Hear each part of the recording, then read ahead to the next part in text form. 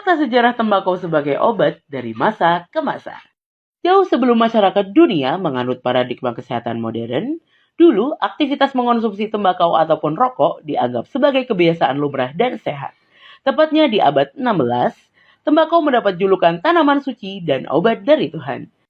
Bahkan, seorang peneliti medis asal Belanda bernama Jules Everarts meyakini bahwa karena demikian tingginya manfaat tembakau, maka sebagian dokter akan menganggur.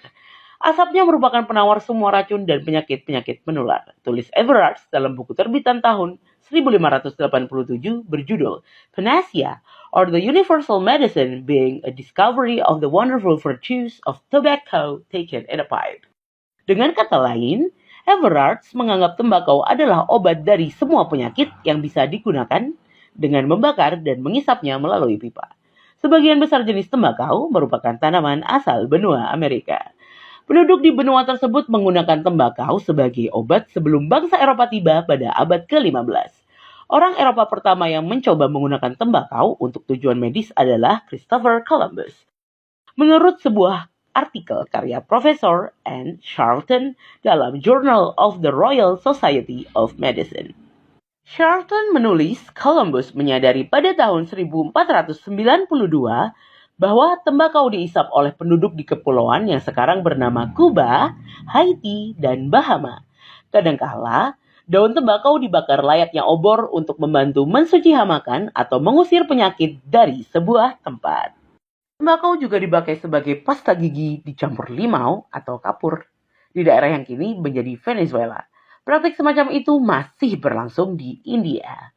Penjelajah Portugis Pedro Alvarez Cabral yang tiba di Brasil pada tahun 1500-an melaporkan bahwa betum yang merupakan nama lain dari tembakau dipakai untuk mengobati penyakit seperti kulit bernanah dan polip.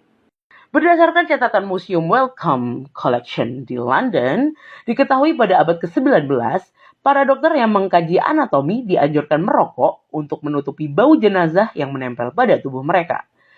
Para dokter dan apoteker dari Eropa serta-merta tertarik dengan penggunaan tembakau sebagai obat. Pada abad-abad berikutnya, menurut data dari Wellcome Collection, yang merupakan museum sekaligus perpustakaan kesehatan, pipa atau rokok menjadi aksesori wajib bagi dokter bedah, dan mahasiswa kedokteran khususnya di ruang bedah. Mereka dianjurkan menghisap rokok secara bebas guna menutupi bau jenazah serta melindungi mereka dari ancaman penyakit yang timbul dari jenazah. Berdasar fakta itulah, kemudian kita dapat menyimpulkan bahwa tembakau sebagai bahan baku rokok telah berkontribusi penting bagi peradaban medis. Hingga kini tembakau pun dinilai sebagai komoditas strategis. Terbukti memberi nilai ekonomi ratusan triliun rupiah setiap tahun bagi negara. Mengapa justru di abad canggih ini tembakau atau pula rokok justru distigma buruk dari sisi kesehatan? Hingga harus dikendalikan peredarannya. Bahkan kerap diposisikan sebagai global enemy. Jawabannya ada pada kepentingan politik, ekonomi para aktor global yang ingin memonopoli pasar obat dari Tuhan tersebut.